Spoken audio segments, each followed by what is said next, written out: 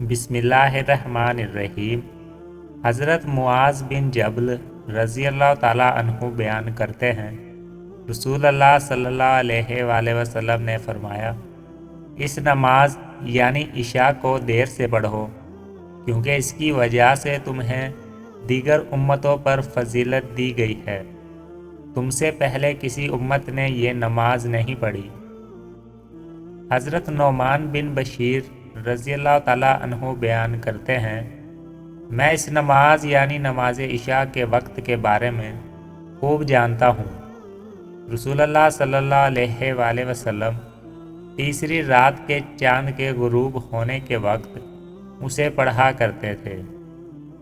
حضرت رافع بن خدیج رضی اللہ تعالیٰ عنہ بیان کرتے ہیں، رسول اللہ صلی اللہ علیہ وآلہ وسلم نے فرمایا، نماز فجر روشن ہو جانے پر پڑھو، کیونکہ وہ زیادہ باعث اجر ہے۔